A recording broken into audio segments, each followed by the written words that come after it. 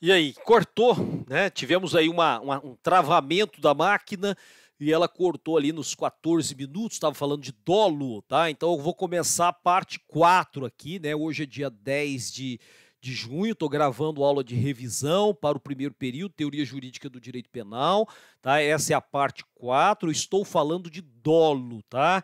E aí, a hora que eu estava falando do dolo, né, o computador travou. E aí eu estou começando aí a parte 4, falava que o Roxin, então, ele delimita 3 formas de dolo distintos: dolo direto de primeiro grau, dolo direto de segundo grau e o dolo eventual. É o que nós usamos no Brasil. Nós usamos dolo direto e dolo eventual, né? As duas modalidades aí. Então, dolo de segundo grau e dolo de primeiro grau estão todos dentro do dolo direto, tá?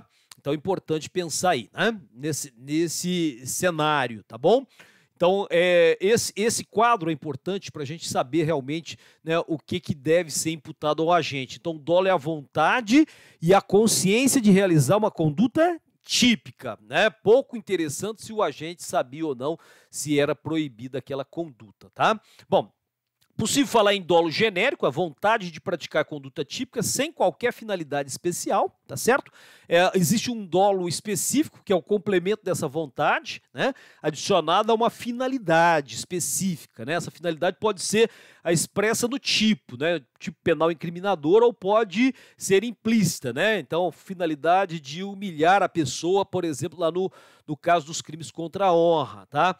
Na concepção finalista, né, o dolo é apenas né, a vontade consciente, né, de realizar a conduta típica, né, e as finalidades específicas expressas ou implícitas são denominadas de elementos subjetivos específicos do tipo, tá? Então esse cenário é importante, né? Bom, no caso das características do dolo, nós colocamos características do dolo lá, né? Então uma primeira característica importante é a abrangência, né? Lembra, o dolo deve envolver todos os elementos objetivos do tipo, né?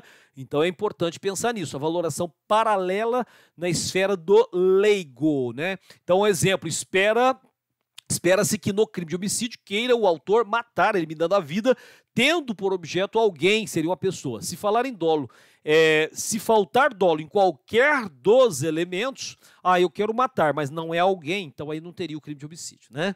Matar um animal aí já não é homicídio, é crime ambiental, né? Eu quero matar um celular, aí também já não é, né, um crime, se for o celular, o próprio celular e assim por diante, né?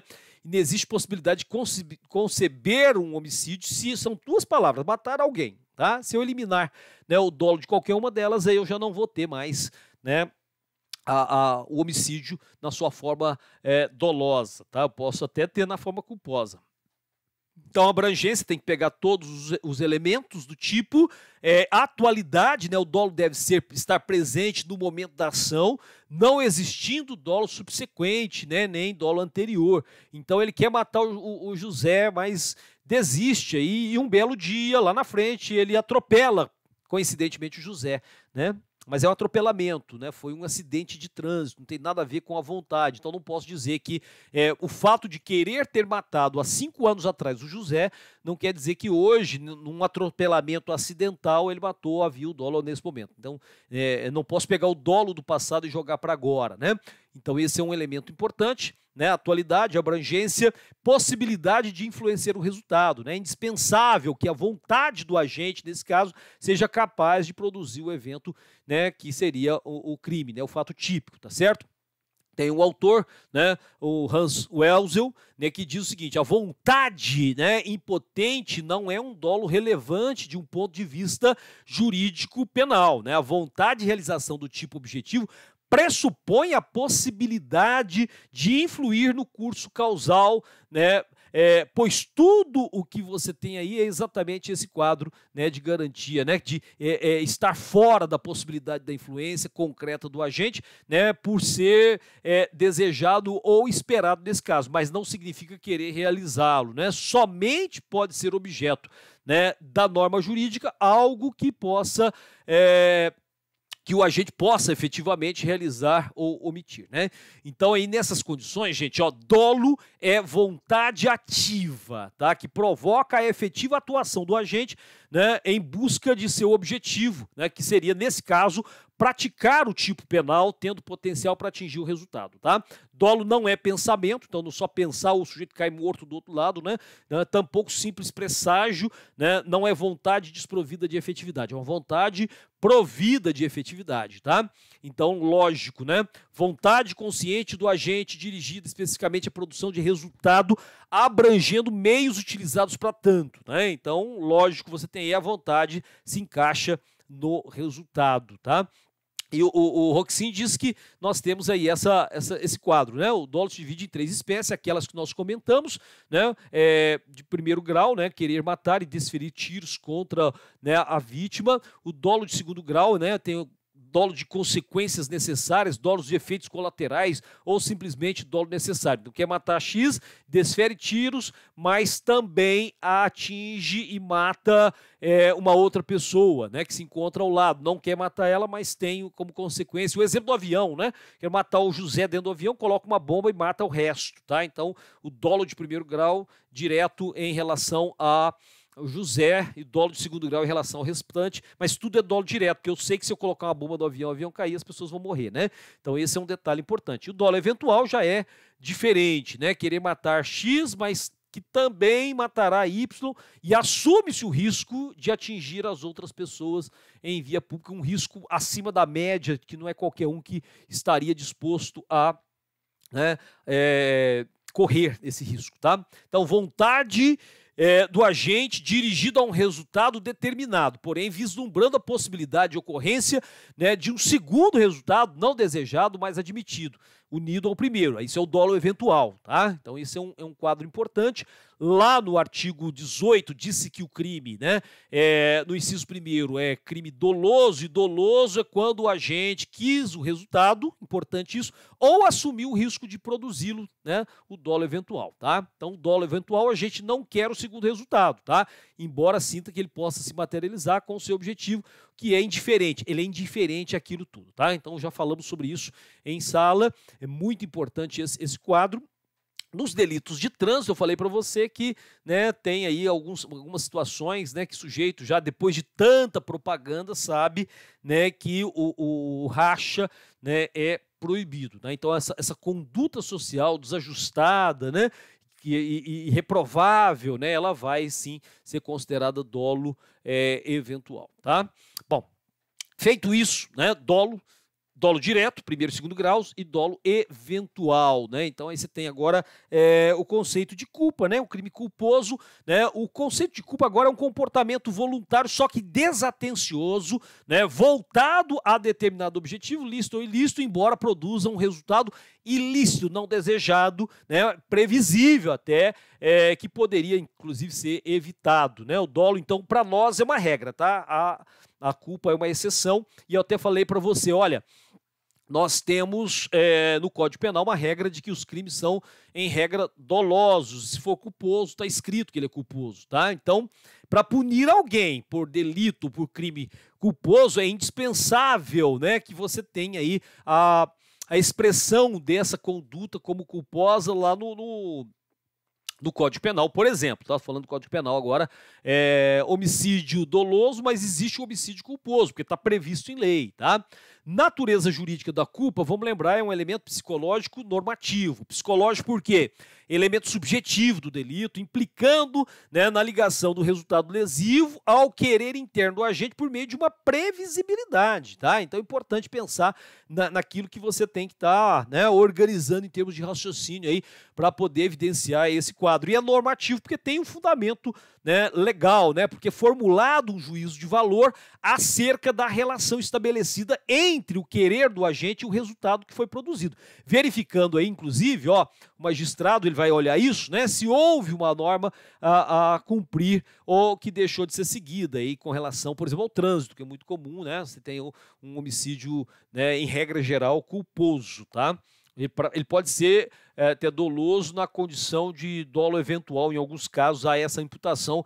Eu não sei se citei o caso daquele deputado do Paraná que matou pessoas lá no trânsito, né? Mas ele estava a 179 km por hora a perícia técnica atestou isso, né, dentro de área urbana, tá? Então, aí não tem jeito, né? No inciso 2 fala do crime culposo, né? No inciso 2 fala do crime culposo, né? Disse o crime culposo quando, né, quando o agente deu causa ao resultado por imprudência, negligência ou imperícia, tá? E aí ainda nós temos aqui o parágrafo único, salvo nos casos expressos em lei, ninguém pode ser punido por fato previsto como crime, senão de forma, né, quando pratica de forma dolosa, tá? Mas aí nós temos essas possibilidades aí quando o agente age nessas condições de negligência, imprudência ou imperícia, tá? A culpa e o dolo, na visão finalista, então, situam-se no tipo penal, pois são decorrências, obviamente, naturais da conduta humana, né? Então, eu desejo ou eu não desejo naquele resultado. A previsibilidade encontra-se na conduta humana e no tipo penal. Previsibilidade na conduta humana e no tipo penal. E a possibilidade de prever o resultado danoso, objetivamente, né, considerada e subjetivamente avaliada, é elemento da tipicidade, tá? Então, a possibilidade de prever, né, tá lá dentro dos elementos, né, da tipicidade, né? Então, esse é um quadro importante que a gente tem que analisar. Eu falei para você de culpa consciente, né? Lembra disso?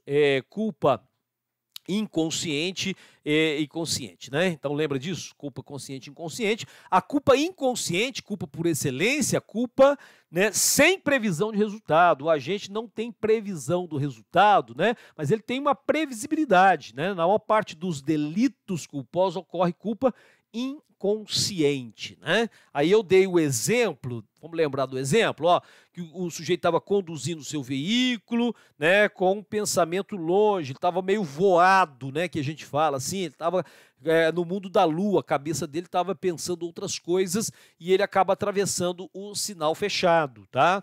E aí, nesse caso, ele não tem essa... Existe a ideia da previsibilidade, né, mas ele não tem esse tino no momento, tá? Então, nesse caso aí, nós teríamos uma culpa inconsciente, tá certo? No caso aí da culpa consciente, a culpa com previsão ocorre quando o sujeito está consciente dos seus atos, né? Ocorre quando o agente prevê que sua conduta pode levar a um resultado lesivo, embora acredite que não vai acontecer nada, tá? Então não vai acontecer, ele confia na sua atuação, no motorista, né? No exemplo do sinal, nós citamos o caso do sujeito que viu lá que o sinal fechou, mas ele acredita que dá e vai, não vai acontecer nada e ele passa, e se acontece de bater, né? Então aí nós estaríamos diante da culpa consciente. É muito difícil você comprovar essas coisas, tá? É muito difícil de comprovar essas coisas, tá?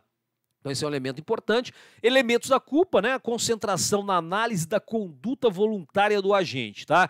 Elementos da culpa. Então, primeiro, concentração na análise da conduta voluntária do agente, beleza? O mais importante na culpa é a análise do comportamento e não o resultado. Porque o resultado, imagina, fulano de tal matou, né, o Joaquim, né? Ele foi lá, pegou o revólver e matou. E aconteceu um acidente de trânsito, o sujeito matou o Pedro. Joaquim e Pedro morreram, 2 vidas que foram ceifadas, mas as punições serão diferentes. Então eu não estou focado no resultado, estou focado, né, no comportamento, tá? Um foi sem querer, né? Teve um acidente lá, o sujeito entrou na frente, ele bateu e o sujeito morreu. O outro não, o outro pegou a arma, foi lá e matou. Então tem comportamento diferente. O resultado pode ser o mesmo, morte de alguém, tá? O resultado, por ser involuntário, no caso da culpa, não desejado pelo agente, não é valorado na mesma precisão. Foi o que nós falamos aí, tá? Então, concentração na análise da conduta e não no resultado. A ausência do dever de cuidado objetivo é outro detalhe importante, né? Ó, significa ter o agente, né, deixado de seguir as regras básicas, né, de atenção, de cautela, que são exigíveis aí para quem está vivendo em sociedade. Essas regras de cuidado, elas derivam de uma série de proibições que nós temos. Está cheio de placa de trânsito, tem uma lei de trânsito, tem gente dando multa aí. Enfim, nós temos aí um dever de cuidado que é objetivo e representa a obrigação de quem vive em sociedade, né? Então nós já falamos sobre isso de forma exaustiva. Então, além disso, nós temos também, além dessa obrigação, né, o dever de cuidado, nós temos resultado danoso involuntário, que em regra os crimes são de dano, né? Então aguarda-se, portanto, a ocorrência de um resultado naturalístico danoso, porém ele é involuntário, o sujeito não quis aquilo, tá? Esse resultado nunca poderá ter origem no querer do agente para ser culposo, senão ele passa a ser doloso, tá? E é lógico. Quem age na forma culposa está produzindo um resultado, né, por meio de uma conduta descuidada, né, desatenciosa, e obviamente ela se transforma em algo ilícito, mas não tem a mente voltada para esse resultado aí, né, como certo, tá certo? É importante também lembrar da previsibilidade, possibilidade de prever o resultado lesivo, que é inerente a qualquer ser humano normal, ele vai prevendo as situações, né, melhor tomar cuidado aqui, ali, assim por diante. Ausente a previsibilidade, se afastará, portanto, a culpa, né? Critério para constatar a previsibilidade. A média, né, da sociedade faria o quê nessa circunstância, né? Então, essa a média consegue prever, tá? Então, essa é a referência. A ausência da previsão, não previsibilidade, agora é previsão, o agente não prevê nenhum resultado danoso, constituindo a base da culpa inconsciente. Lembra, né, da culpa inconsciente? Ele, né, tá voando aí, né? Pode haver previsão do resultado pelo agente, embora esperado que não ocorra, tá? Isso é muito importante, né? Mais uma característica, a tipicidade, né? Então tá lá o fato, o crime culposo, ele tá previsto lá no tipo, né? Então matou, mas sem querer, mas tem lá, homicídio, está previsto, tá? E existe minimamente um nexo de causalidade, um nexo causal. Somente a ligação por meio de previsibilidade entre a conduta do agente e o resultado danoso pode constituir o nexo de causalidade no crime culposo, tá? Já que nesse caso aí, olha, o agente não deseja a produção, né, de evento lesivo, tá? Então nesse caso é importante você perceber esse quadro, né? Aí entra em cena lá no artigo 18, né, inciso 2, ele fala que o crime é culposo quando o agente causa o resultado por imprudência, negligência ou imperícia. E nesse caso aí, então, nós temos a imprudência como a forma ativa de culpa, né? Então, é um comportamento sem cautela, né, realizado de forma precipitada, de forma insensata, né? A pessoa dirigindo em altíssima velocidade, onde você tem pessoas transitando e tudo mais, né? É uma imprudência, né? Logicamente, ele tem culpa, portanto, no sentido ativo. A gente faz algo, produz alguma coisa de maneira descuidada, infringindo o dever de cuidado a todos nós imposto, tá? No caso da negligência, já seria uma forma passiva de culpa. A gente assume uma atitude mais passiva, inerte, omissiva, né? Ele não age, né? Ele age com a desatenção ou descuido, mas ele não está agindo, né? Com relação a essa inação dele, né, essa omissividade, né, esse ferimento ao dever de cuidado objetivo, nós podemos ter danos, né, ou resultado involuntário, tá certo? Nesse caso, o exemplo que eu dei foi o pai que larga a arma, né, carregada às vezes dentro de casa, com acesso à criança, inclusive demos outros exemplos aí nesse caso, tá? Mas isso é a ideia de negligência, né? Então, esse é um detalhe importante. O motorista que não dá manutenção devida do veículo sabe que o carro está com problema, está sem freio, o caminhão, e ele sai a si mesmo, né? Ele está agindo aí com negligência, tá? A imperícia já é uma imprudência técnica, como diz a doutrina, né? Pressupondo aí, portanto, arte, ofício ou profissão, é uma incapacidade. Eu não sei fazer, né? E quero me arriscar a fazer. Então, falta conhecimento, né? Então, é importante pensar isso. Eu dei o exemplo do eletricista, né? Eu vou lá, olho na internet como é que dá manutenção na casa, na parte de eletricidade, e saio dizendo que sou eletricista por aí, mas eu não tenho formação técnica para isso. Aí coloco fogo na casa de alguém, né? Então, esse é um elemento importante. Cuidado para não misturar com o erro profissional, tá? Erro profissional, muito comum isso. Aí eu falei do caso dos erros médicos, né? Lá não é imperícia porque ele tem o diploma, né? Ele formou numa faculdade de medicina. Então, nós temos casos de erros, né? De procedimento mesmo, tá? Então, eu falei desse quadro aí, né? E aí se resolve esse erro lá na esfera, né, civil, tá? Então, muito importante pensar nesse quadro, nessas diferenças, né, que nós temos aí com o erro médico, tá? Então, cuidado com esse detalhe, tá bom? E esse é um quadro importante. Agora, depois disso, nós falamos do erro, né? Então, aí nesse caso aí nós temos o artigo 20, né? No artigo 20 nós temos aí o erro, que é o erro sobre elementos do tipo, né? Então esse é um quadro importante, né? E aí é importante a gente lembrar que erro é a falsa, representação da realidade ou falso conhecimento, né, de um objeto ou objetivo, tá?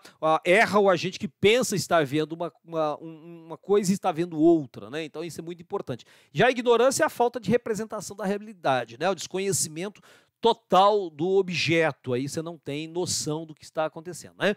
Então, erro de tipo é o erro que incide sobre elementos objetivos do tipo penal, abrangendo a qualificadora, né, causas e o aumento, né, além das agravantes, tá bom? E o engano a respeito de um dos elementos que compõem o modelo legal de conduta proibida, né, sempre vai excluir o dolo, né, podendo levar a inclusive a punição por crime doloso, né? Então nós temos lá que o erro, né? Ele fala que o erro sobre o elemento constitutivo do tipo legal, né? Do crime exclui o dolo, mas permite a punição do crime, né? Por crime culposo nesse caso, tá? Então eu dei o exemplo em sala do caçador que imagina que de trás de uma moita existe um animal feroz contra o qual ele atira, mas na verdade é um outro caçador e ele acaba matando esse outro caçador. Houve um erro, né? O caçador queria matar um animal e acaba matando um ser humano. Então há diferença, né, em tipo, tá? Eu tô, né, cometendo o crime de homicídio, mas na verdade eu não queria cometer esse crime de homicídio, era para matar um animal mesmo na caça, tá? E já é outra perspectiva, que o dolo ele deve ser abrangente, lembra disso, né? Então tem que querer matar o animal, né? E ele quer matar o animal, aí ele vai lá e mata o ser humano. Então são tipos penais diferentes, por isso que é erro sobre elementos do tipo. Exclui-se o dolo, podendo então subsistir aí a forma, né, culposa no homicídio aí nesse caso, tá bom?